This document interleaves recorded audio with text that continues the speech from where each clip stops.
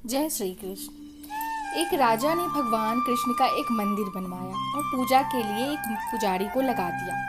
पुजारी बड़े भाव से बिहारी जी की सेवा करने लगे। भगवान की पूजा अर्चना और सेवा टहल करते करते पुजारी की उम्र बीत गई। राजा रोज एक फूलों की माला सेवक के हाथ से भेजा करता था। पुजारी वह माला बिहारी जी को पहना देते थे। जब राजा दर्शन के लिए आता, पुजारी वह माला बिहारी जी के गले से उतारकर राजा को पहना देते थे। यह रोज का नियम था। एक दिन राजा किसी वजह से मंदिर नहीं जा सका। उसने एक सेवक से कहा, माला लेकर मंदिर जाओ, पुजारी से कहना आज मैं नहीं आ पाऊंगा। सेवक ने जाकर माला पुजारी को दे दी और बता दिया कि आज महाराज का इंतजार ना करें। सेवक वापस आ गया। पुजारी ने माला बिहारी जी को पहना दी। फिर उन्हें विचार आया कि आज तक मैं अपने बिहारी जी की चढ़ी माला राजा को ही पहनाता रहा, कभी ये सौभाग्य मुझे नहीं मिला। जीवन का कोई भरोसा नहीं कब रूठ जाए। आज मेरे प्रभु ने मुझ पर बड़ी कृपा की है। राजा आज आएंगे नहीं तो क्यों न ये माला मैं पहन लूं। ये सोचकर पुजारी ने बिहारी जी से माला उतारकर स्वयं पहन ली। इतने में सेवक आया और उसने बताया कि राजा की सवारी बस मंदिर में पहुंचने ही वाली है। यह सुनकर पुजारी कांप गए। उन्होंने सोचा, अगर राजा ने माला मेरे गले में देख ली तो मुझ पर क्रोधित होंगे। इस भय से उन्होंने अपने गले से माला उतारकर बिहारी जी को फिर पहना दी।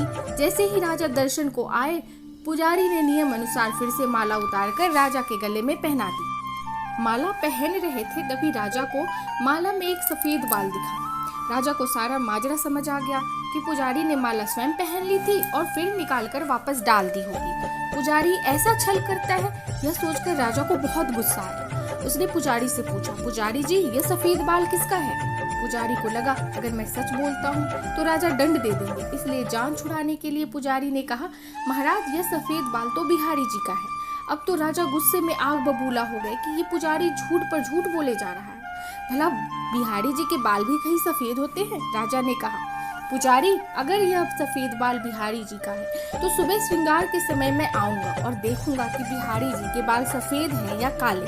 अगर बिहारी जी के बाल काले निकले तो आपको फांसी हो जाएगी। राजा हुक्म सुनाकर चला गया। अब पुजारी रोकर बिहारी जी से विनती करने लगे, प्रभु मैं जानता हूँ आपके सम्मुख मैंने झूठ बोलने का अपराध किया।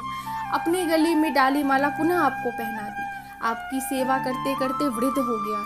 यह लालसा ही रही कि कभी आपको चढ़ी माला पहनने का सौभाग्य मिले। इसी लोभ में यह सब अपराध हुआ। मेरे ठाकुर जी, पहली बार यह लोभ हुआ और ऐसी विपत्ति आ पड़ी है। मेरे नाथ अब यह नहीं होगा ऐसा अपराध। आप ही बचाइए, नहीं तो कल सुबह मुझे फांसी पर चढ़ा दिया जाएगा। पुजारी सारी रात रोते रहे। सुबह होते ही राजा मंदिर में आ गया। उसने कहा कि आज प्रभु का श्रृंगार वह स्वयं करेगा। इतना कहकर राजा ने जैसे ही मुकुट हटाया तो हैरान रह गया। बिहारी जी के सारे बाल सफेद थे। राजा को लगा पुजारी ने जान बचाने के लिए बिहारी जी के बाल रंग दिए होंगे। गुस्से में तमतमाते हुए उसने बालों की जांच करनी चाहिए, बाल असली है या नकली। यह समझने के लिए उसने जैसे ही बिहारी जी के बाल तोड़े, बिहारी जी के सर से खून की धार बहने लगी। राजा ने प्रभु के चरण पकड़ लिए और क्षमा मांगने लगा। बिहारी जी की मूर्ति से आवाज आई, राजा तुमने आज तक मुझे केवल मूर्ति ही समझा, इसलिए आज से मैं तुम्हारे लिए मूर्ति ही हूँ। पुजारी मुझे साक्षात भगवान समझते हैं। उनकी श्रद्धा की लाज रखने के लिए आज मुझे अपने बाल सफेद करने पड़े और रक्त की धार भी बहानी पड़ी तुझे समझाने के लिए। कहते हैं ना, समझो तो देव नहीं तो पत्थर। श्रद्धा हो तो उन्हीं पत्थरों में भगवान सप्राण होकर भक्त से मिलने आ जाएं।